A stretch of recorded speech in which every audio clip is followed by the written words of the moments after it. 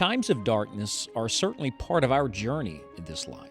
But thank the Lord, He never leaves us to face the darkness alone. One of the great blessings of the 23rd Psalm is the promise of the shepherd's presence. Thou art with me. Let's join Scott Pauley now as he continues this series, The Shepherd of the Shadows. Did you know that Jesus was not just the shepherd in David's day, and He was not even just the shepherd when He walked on this earth, but He is the shepherd today, and He will always be our good shepherd? We have been, of course, most recently in Psalm 23 and in our last couple studies in the gospel records, looking at what Jesus said about His shepherding work.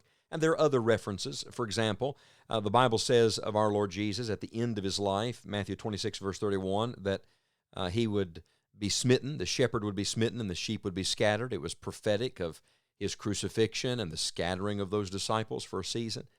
There is a portion of Scripture where the Lord Jesus said in the end, in the final judgment, Matthew 25, He knows His sheep. Remember, He'll divide the sheep from the goats. So there are numerous references to Him as shepherd. But what I'd like to do in our final time together is look at the last three references to our Lord Jesus as shepherd in our Bible. And they are all three found near the end of your New Testament. So go with me today first to Hebrews chapter 13 and verse number 20, because here's the first one. And each one of these three reveals something about the continuing work of our shepherd. Now listen to Hebrews 13, verse 20. Now, the God of peace, that brought again from the dead our Lord Jesus, that great shepherd of the sheep, through the blood of the everlasting covenant, make you perfect in every good work to do His will, working in you that which is well-pleasing in His sight, through Jesus Christ, to whom be glory forever and ever. Amen. There's a lot of doctrine in those two verses in Hebrews 13, verses 20 and 21.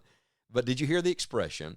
The Lord Jesus, our Lord Jesus, that great shepherd of the sheep. So here in Hebrews 13, verse 20, the first thing I want you to see about our great shepherd, first of all, is the resurrection of our shepherd. This is very important because the verse says that the Father, God the Father, brought again from the dead our shepherd. This is wonderful. Remember, the shepherd was smitten. The shepherd was put to death. The shepherd died. Ask the disciples as they're scattered there at Calvary, and they will say, our shepherd is dead. But friends, the shepherd died and rose from the dead. His work as a shepherd continues because He's very much alive today. He is resurrected. He is risen. Every other shepherd in Bible times died, and that was the end, and somebody else had the flock. Business went on without them. But friend, I want you to know, without Jesus, we're nothing. But I'm happy to report to you today that our great shepherd, this good shepherd, is very much alive. He's been raised from the dead, and He is working in us even now. Here's the second reference. Turn a page or two over, and you'll find your way in 1 Peter chapter 2 to verse number 25. The larger passage is all about the Lord Jesus Christ, who His own self, verse 24, bare our sins in His own body on the tree, that we, being dead to sin, should live unto righteousness, by whose stripes you were healed. I want to pause and say, praise God. That's Calvary. But now please listen to verse 25. For ye were as sheep going astray. Does that sound familiar? But are now returned unto the shepherd and bishop of your souls. So Hebrews 13 shows us the shepherd resurrected. 1 Peter 2 verse 25 shows us the shepherd restoring. Remember, Psalm 23, He restores my soul. He's still restoring.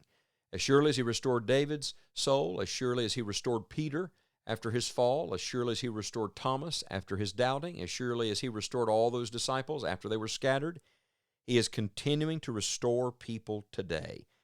I love this word now. Here are the tenses. You were as sheep going astray, but are now returned. Praise God for the now. I once was lost, but now I'm found. Was blind, but now I see. Who did that? The Lord Jesus. And He continues His work in us. His shepherding work is a present tense work. And let me just point out here His title. He's the shepherd and bishop of your souls. Did you know those are two words that are both connected to the work of the pastor? That's why you ought to pray for pastors. That's why you ought to encourage pastors. That's why if you're a pastor, you ought to follow the lead of the lovely Lord Jesus Christ.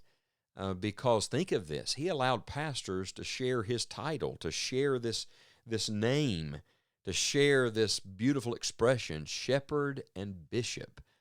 What does a faithful pastor do? He leads and feeds. He tenderly cares for the sheep. He guides them to God. He does everything he can to protect them from the enemy. This is the heart of Jesus Christ. So we have seen our great shepherd resurrected. We have seen our great shepherd restoring. But let me give you the final one. It's found in 1 Peter chapter 5, interestingly enough, in the context of dealing with pastors.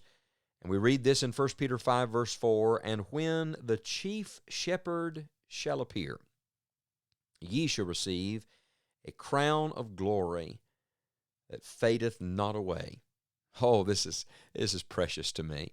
Because our great shepherd is not only resurrected, that means he came out of the grave, and restoring, that means he's continuing his work, but he is returning.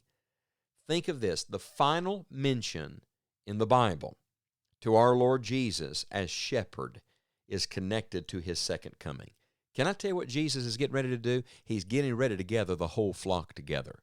See, the whole flock's never been all in one place at one time. Some are in heaven, some are here on earth. We're scattered geographically and separated by circumstances and all of that, but there's coming a day that our great shepherd is coming again. And when he's appearing, he's going to gather the whole flock together. The passage here in 1 Peter 5 to pastors says that he's going to appear and he's going to be giving crowns. Specifically here, the crown of glory for those who have faithfully served as shepherds and bishops, as a pastor in the Lord's work. And I'm glad to tell you that the shepherd is not just concerned about the under-shepherds, he's concerned about all the sheep. And when the chief shepherd shows up, he's coming for the whole flock. Are you a part of that flock? Do you know him? I hope after these studies through Psalm 23 and then this little extended commentary through the New Testament passages, you've come to know and love the Lord Jesus Christ more than ever before. I'm going to ask you if you'll join me in a season of prayer at the close of this final study in this series.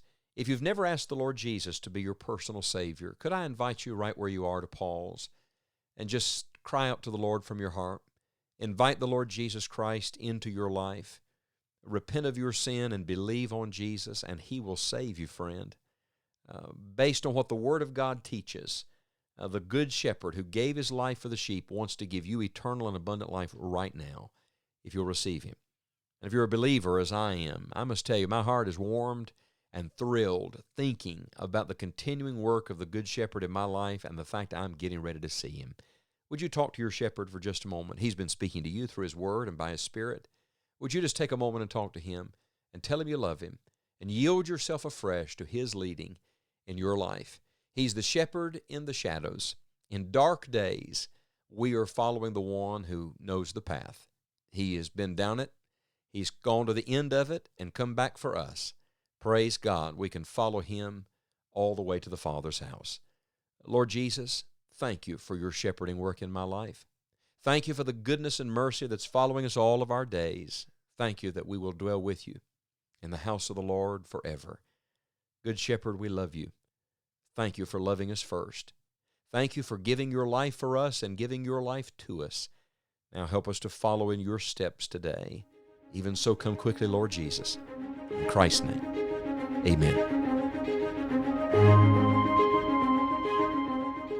The presence of the shepherd makes all the difference for the sheep. And remembering that our shepherd, the Lord Jesus, is our constant companion makes all the difference in the world for us, his sheep. Be sure to visit our website, enjoyingthejourney.org, for many helpful resources. We also invite you to find Dr. Scott Pauley on YouTube, where you'll find Bible messages that have been preached in various churches and meetings all across the country. We hope you will subscribe to the channel and then share it with others. On behalf of Scott Pauley and all of us at Enjoying the Journey, thank you for making this daily broadcast part of your life, and may God help you to enjoy the journey.